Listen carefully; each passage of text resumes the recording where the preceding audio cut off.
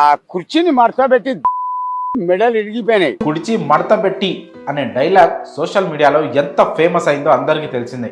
Social మీడియాను ఓ ఊపు ఊపేసిన dialogue అది. ఆ డైలాగ్ చెప్పిన కుర్చీ తాత కూడా సెలబ్రిటీ అయిపోయారు. సెలబ్రిటీలకు సైతం రాని ఫాలోయింగ్ కుర్చీ తాతకు వచ్చిందంటే కుర్చీ తాత డైలాగ్ సోషల్ మీడియాలో ఎంత ప్రభావం చూపించిందో అర్థం చేసుకోవచ్చు. కుర్చీ తాత ఫేమస్ అయిన తర్వాత పలు యూట్యూబ్ ఛానల్స్ కుర్చీ తాత ఇంటర్వ్యూల కోసం క్యూలు కట్టాయి.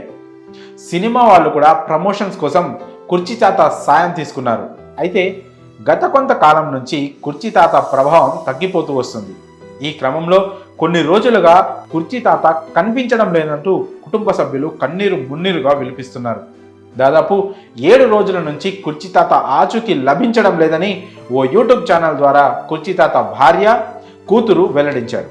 ఆచూకీ తెలిసిన వారు తమకు సమాచారం అందించాలని వారు వేడుకుంటున్నారు. అన్ని చోట్ల వెతికామని తెలిపారు. కృష్ణకాంత్ పార్క్ వద్ద ఉండే కుర్చీ తాత కుర్చీ మడతపెట్టి అనే డైలాగ్తో సోషల్ మీడియాలో ట్రెండింగ్ సృష్టించారు. యువతకు ఆ డైలాగ్ విపరీతంగా నచ్చడంతో సోషల్ మీడియాలో భారీ ఫాలోయింగ్ను సంపాదించుకున్నారు కుర్చీ తాత. కుర్చీ మడతపెట్టి అనే డైలాగ్తో కుర్చీ తాత జీవితం పూర్తిగా మారిపోయిందని చెప్పాలి. ఇదే అదునుగా భావించిన పలు యూట్యూబ్ ఛానల్స్ కుర్చీ తాత ఇంటర్వ్యూల కోసం ఎగబడ్డాయి.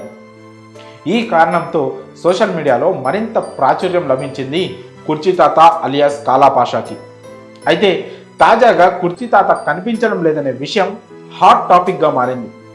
గత 7 రోజులుగా ఆచూకీ లభించడం లేదంటూ ఆయన కుటుంబ సభ్యులు సోషల్ మీడియాలో పేర్కొంటున్నారు.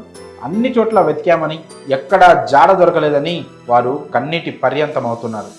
కృష్ణకాంత్ పార్క్ వద్ద ఉండే స్థానికులను కూడా సమాచారం అడిగి తెలుసుకున్నామని, గత 7 రోజుల నుంచి ఆయన ఇక్కడ కనిపించడం లేదంటూ వారు తెలిపారన్నట్టు కుటుంబ సభ్యులు పేర్కొన్నారు. పోలీస్ స్టేషన్లో కూడా ఫిర్యాదు చేయనున్నట్లు కుర్చీ తాత భార్య చెప్పారు. మరి కుర్చీ తాత మిస్సింగ్ పై మీ అభిప్రాయంలో కామెంట్స్ రూపంలో తెలియజేయండి.